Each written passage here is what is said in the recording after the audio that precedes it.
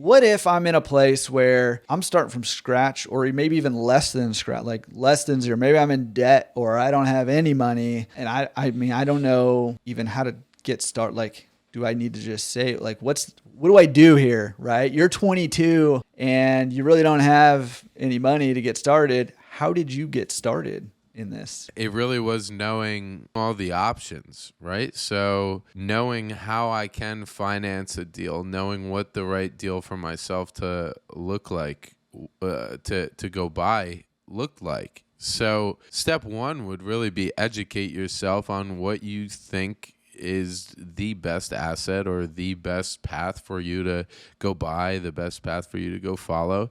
And it's great that you're listening to this podcast because this might be the best path for you, and laundromats may be the way to go for you, but you would never know unless you do the education. So the first step is to educate yourself on what ways that you could actually get into it. And then it's once you decide, yeah, I think laundromats are probably the way to go. All right, well, what's the best way to finance a laundromat? The different loan types. How much money is going to have to be brought down to actually close on that property? And when you look at the average purchase price of a laundromat, wherever you're looking to buy, and then the average down payment that you're likely going to need to bring with a lender, and I know you mentioned at the beginning of this, could be around like 40% in some cases, right? So just getting a good idea of what you need to execute on something, and then not using your current position as an excuse for why you cannot do that. Because other people can go and do that. You can go and partner with other people to be able to get these deals done. I can promise anyone listening on this podcast, if you go and find a good deal that makes financial sense for you to buy, you can have it make financial sense for someone else to buy who has even more money than you. And you can bring them in to work with you and go get those deals done. So like in the beginning of my career, how did I get into that first investment? I was making $55,000. I actually jumped. I used a few different techniques, jumped jobs 6 months later after I started my first job, jumped me up to $70K. And that's when I got my first house hack. And I knew all of my options, and I used a low down payment option to do this giant renovation project, this giant house hack. I only had to bring, around $25,000 to the table to close. I had about $12,000 saved up in maybe around $15,000 in my bank account saved up, but I used 12 of that. And then I borrowed $8,000 from my dad. And originally, I gave him equity in the property, 25% equity.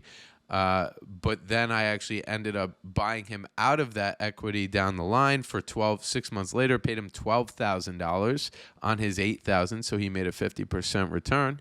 And then I also pulled out of my Roth IRA for a first-time home buyer penalty free. And so that's another tool.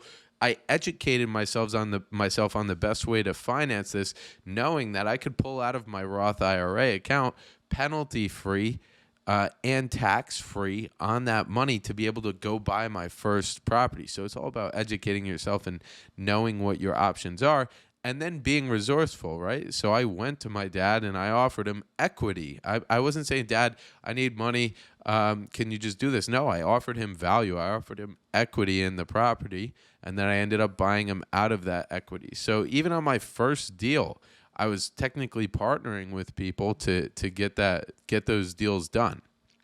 And then you build that experience up with that first property, and you use that experience as basically a social credibility of this is what I can do, this is what I've done in the past, and we can use this as experience to bring in somebody else who wants to work with us and bring even more money on future deals. So I started structuring partnerships after that.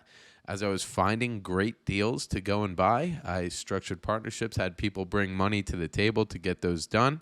And that's enabled me to buy right around $3.5 million in real estate, while only, I think, out of my pocket fully, I've brought about $50,000 or so to the table. And every single one of my investments, the money that was used to buy those properties has come back to myself or my investors within the first year of buying those properties.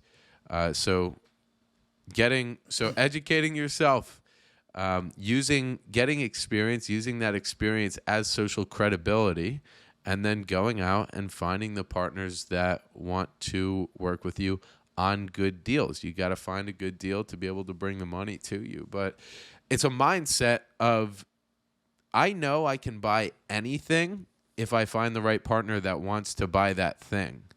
So you just have to find the right people that want to buy the assets with you. Like maybe Jordan wants to buy something with you. Come talk to him, bring him an asset, bring him a laundromat, and see if he wants to buy it with you. But I think that's the main lesson I'd like to drop there.